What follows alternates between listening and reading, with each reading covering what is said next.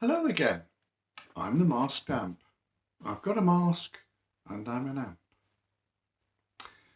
While it's an occupational hazard for the police, ambulance crews, doctors and nurses to have to deal with dead and dying people, it's fairly unusual for social workers to have such experiences. In over 40 years of being a social worker, I've been in the unfortunate position of being directly involved in the discovery of a recently deceased person on only 4 occasions. You don't tend to forget about them. I've told you about Rabina and Cyril in a previous video. I'm going to tell you about 2 other incidents. George. George was in his 50s and a long-standing patient of the community mental health team. He had a very long history of chronic paranoid schizophrenia and had a fortnightly depot injection. Although I wasn't his care coordinator, I had had to detain him under the Mental Health Act on a couple of occasions. One day, Jim, his community nurse, went round to his house, where he lived alone, to give him his injection. He had been unable to get a reply. Jim returned to the CMHT and discussed this with me. It was not like George to be out on the day his injection was due or not to answer the door. We decided to go out together to investigate further. We rang the bell and knocked on the door, but there was no reply. The curtains were drawn, but we could hear the television. Jim knelt down and peered through the letterbox. "Oh God," I heard him say as he backed away. "What is it?" I can see him. He's sitting in his chair in the living room at the end of the hallway. He's not moving. I think he's dead. I had a look. His profile could be seen clearly through the open door of his living room, his head lolled to one side, supported by the wings of the armchair. I called, but there was no movement. I feared the worst. We decided to call the police.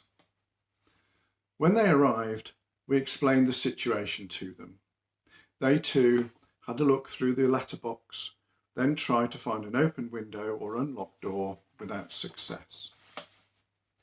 One of the police then revealed an arcane piece of knowledge. The windows on this particular estate all slid within a groove in order to open them. There was a way to jiggle the window so that it could be slid back a little way, even though there was a window lock. And then it was possible to reach through and release the catch so that the window could be opened enough for a person to get through. The police officer climbed into George's house and opened the front door. We all entered and went into the living room. George's eyes gazed sightlessly at the morning TV programme. He appeared to have been dead for at least a day or so. Once we had formally identified the body, we returned to the CMHT. Jim was pale. He was badly shaken. He was looking at something far away. "So lonely," he said. "So alone." Looking down that long hall through the letterbox, there he was. He died on his own. He was so alone. A tear rolled down his cheek. Gordon. One morning, I had a call from one of my service users. Beth was a middle-aged woman whom I had known for several years. Not long before I first started to see her, she had finally escaped a long, abusive marriage to Gordon. Gordon was an alcoholic. Throughout the marriage, he had terrorised her, undermined her, hit her, and sponged off her. I had helped her through the aftermath of this, including aiding her resolve not to return to him, affirming her decision, and assisting her to go ahead with a divorce. Over time, she had adjusted to being a single parent and her confidence in her own ability to be a parent for her children slowly increased. In recent months, after a long time with no contact, she had started to see him again, not because there was any prospect she would return to him, but through pity. Because of his drinking, he was in a very poor physical shape. For the sake of the children who still had contact with him, she wanted him to get help for his drinking and also tried to persuade him to see his doctor, as he had lost weight and was physically quite frail, even though he was only in his early 50s. "I've been round to Gordon's flat," Beth said, "but I can't get any reply. I was going to do his shopping for him. I'm sure he's dead. I'm convinced of it." She began to cry. I arranged to pick her up and go round to the flat again. Sure enough, there was no reply. She had last seen him a couple of days previously, even when she had done some shopping for him. He never left the flat, so I called the police. The police managed to get a key from the housing association, and I arranged to meet them at the flat. I persuaded Beth not to come. I didn't want her to be in the position of having to identify the body if our worst suspicions were realised. She didn't want to anyway.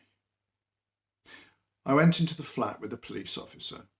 We found Gordon curled up on a sofa. He was dead. He looked tiny, emaciated, desiccated, almost mummified. There was hardly any weight to him. He didn't look as if he could ever have been alive somehow. His skin was a deep yellow, almost mahogany. I had never seen anything quite like it. He had clearly been in the last stages of liver failure. On the floor beside him, in a carrier bag, was the last shopping that Beth had done for him. Still in the bag was a 3-litre bottle of white cider. I went to see Beth at her home. She was crying profusely. I told her the basic facts. I didn't give her the details of his appearance. "I killed him, you know," she said in between gulps of air. "What do you mean, Beth?" I asked her. "I didn't want to. He made me." "What do you mean?" I asked again. "He made me buy him alcohol that last time," she wailed. "I knew I shouldn't have. I killed him." "Beth," I said quietly, "he never opened the bottle. He didn't have a drink before he died. It was drink that killed him, but not that particular drink." Over the months following the incident, I had to spend many sessions helping her to work through her bereavement and guilt issues. But the fact that I had gone in that day and had found that bottle and had seen that it hadn't been touched and could tell her this certainly helped to absolve her of at least some of her guilt. If you have been, thank you for listening. If you found this informative or entertaining, please don't forget to like and subscribe.